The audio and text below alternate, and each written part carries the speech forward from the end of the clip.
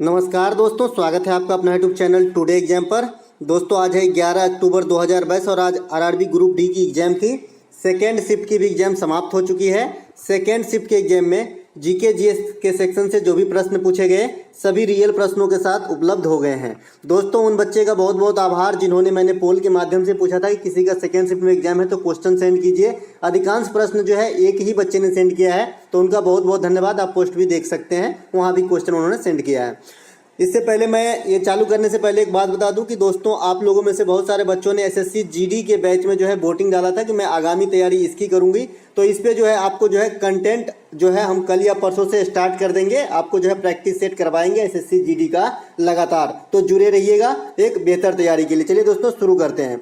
एक प्रश्न आपसे पूछा गया था, आओ किस राज्य की क्षेत्रीय भाषा है। आओ था इस प्रकार का, आओ इस प्रकार का था कि किस राज्य की क्षेत्रीय भाषा है। तो आपका जो आओ भाषा है ये नागालैंड में बोली जाती है। अगर नागालैंड ऑप्शन में है तो राइट आंसर है, नहीं तो ये जो है तिब्बत में भी बोली जाती है थोड़ी मात्रा में। तो दोनों में से कोई भी आंसर हो सकता है अकॉर्डिंग टू ऑप्शन। इसी प्रकार से कोंकणी भाषा की बात कर ले तो ये आपका गोवा में बोला जाता है। ये सब आपको ध्यान रखना है। कोक बड़ोक भाषा ये मैंने पढ़ाई दिया आपको, जो पूछे गए लगातार। आज ग्रुप डी की लास्ट है, ठीक है। एक प्रश्न आपसे पूछा गया था, डिब्रू सैखोवा नेशनल पार्क कहाँ स्थित है। परसों अपने मन से जो आपको वीडियो दिया था उसमें असम के चारों नेशनल पार्क आपको पीडीएफ भी टेलीग्राम पे मिल जाएगा, ठीक है। तो ये असम में है डिब्रू सैखोवा नेशनल पार्क। मानस भी असम में है, काजीरंगा भी असम में है, नमेरी भी असम में है, ओरांग भी असम में है। ओरांग नेशनल पार्क का जो है नाम बदला गया है। पहले राजीव गांधी ओरांग नेशनल पार्क हुआ करता था, अब राजीव गांधी जी का नाम यहाँ से जो है हटा दिया गया है, ठीक है। तो यहाँ पे सभी नेशनल पार्क असम में है, जिसमें काजीरंगा जो है एक सींग वाले गेंडा के लिए प्रसिद्ध है। इसके अलावा एक प्रश्न आपसे पूछा गया था, इनमें से कौन सा पूर्वी तट पर स्थित है। वहां पे 4 नाम दिए गए थे ऑप्शन में, तो एक ऑप्शन आपका पारादीप था। पारादीप बंदरगाह जो है ये ओडिशा में पूर्वी तट पे स्थित है। कहाँ पे है? पूर्वी तट पे।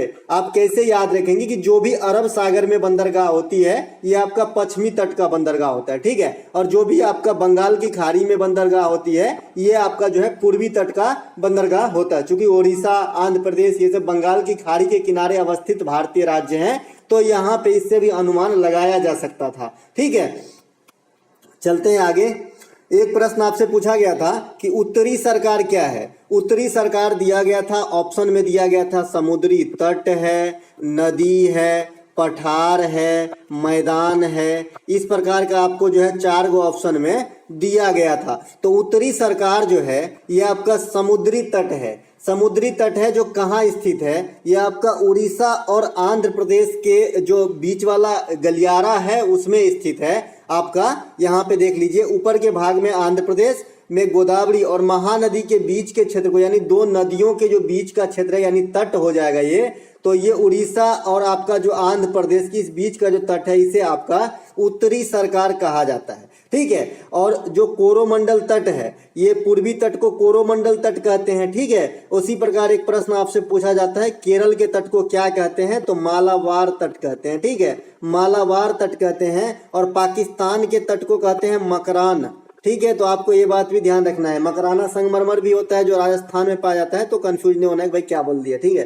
तो इस प्रकार से आप ध्यान रखेंगे तो आपका जो है काफी सारा आने वाली एग्जाम में भी हेल्प मिलेगा, क्योंकि ये सब प्रश्न जो है आपका ज्योग्राफी से आते ही रहते हैं, ठीक है।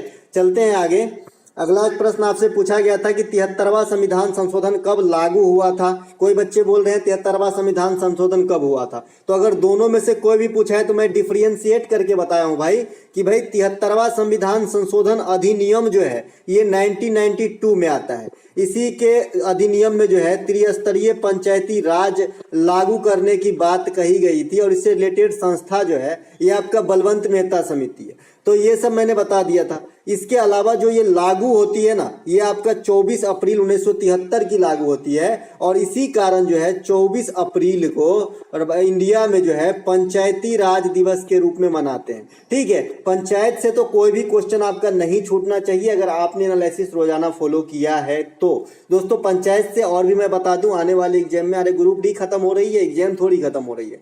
तो यहाँ पे 9वीं जो अनुसूची है, 9वीं जो भाग है, उसके बाद जो 11वीं अनुसूची है, ये सभी पंचायत से संबंधित है। आर्टिकल 40 है, आर्टिकल 243 है। ये सभी पंचायती व्यवस्था से संबंधित है। समिति का नाम आपको तो अब तक याद हो गया होगा। इसके अलावा 11वीं अनुसूची तो पंचायत से है और 12वीं अनुसूची नगर निगम से है। तो ये सब बात ध्यान रखेंगे पंचायत के रिगार्ड में। इसके अलावा स्थानीय स्वशासन के जनक पूछा जाता है, क्योंकि स्थानीय स्वशासन का मतलब ही होता है जो क्षेत्रीय स्तर पे शासन।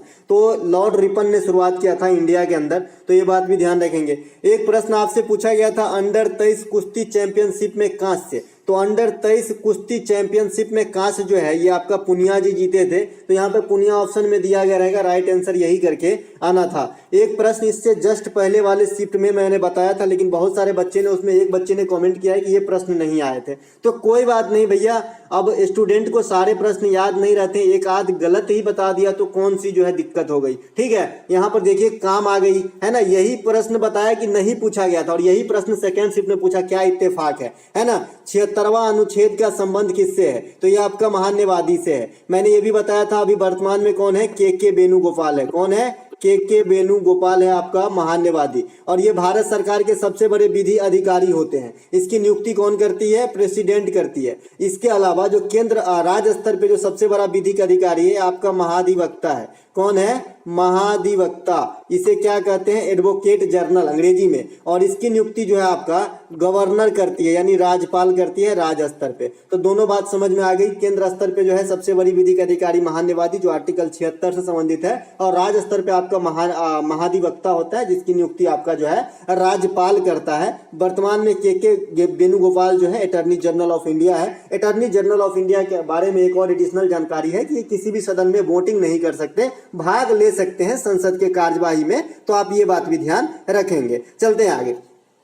एक प्रश्न आपसे पूछा गया था कि प्रिज्म से प्रकाश गुजरने को क्या कहते हैं। डायरेक्ट हिट किया गया था और मैंने हुबली जोन वाले के लिए जो वीडियो बनाया था उसमें मैंने ये दिया था, आप देख सकते हैं। यहाँ पे वही सीट है जो मैंने आपको बताया था। मैंने ये भी पूछा था, बताया था कि भाई लाल और बैगनी बिल्कुल नहीं पूछेगा क्योंकि ये दोनों ऊपर में है, ये बिल्कुल ही नहीं पूछता है। ठीक है, तो पूछता कौन है? ये बीच वाला। लेकिन ये नहीं, सीधे सीधे सिंपल पूछा कि भाई जब सूर्य के प्रकाश को प्रिज्म से गुजारते हैं तो उसे क्या कहते हैं? डिस्पर्सन ऑफ लाइट कहते हैं, प्रकाश का वर्ण विक्षेपण कहते हैं। यहाँ मैं फिर से थोड़ा सा दे देना चाहूंगा जो जानकारी है इससे रिलेटेड, क्योंकि अभी एग्जाम कई सारे बाकी है। अभी जीडी भी आ रहे हैं, आरपीएफ में वैकेंसी आने वाली है, एमटीएस का डिक्लेरेशन हो गया है। तो एग्जाम की कमी नहीं है, बस पढ़ाई की कमी है। तो यहाँ पे जो सूर्य की प्रकाश जब डालते हैं तो 7 रंगों में बढ़ जाती है। सबसे ऊपर लाल, सबसे नीचे बैगनी होती है। लाल रंग की जो तरंग दैर्घ्य है सबसे अधिक होगी, बैगनी की तरंग दैर्घ्य सबसे कम होगी। और तरंग दैर्घ्यों की जो क्रम है आरोही क्रम में, लाल के बाद अवरोही क्रम में हो जाएगा, है ना, क्योंकि लाल सबसे अधिक। तब घटते क्रम होगा तो ऑरेंज हो जाएगा, येलो हो जाएगा, ग्रीन, ब्लू,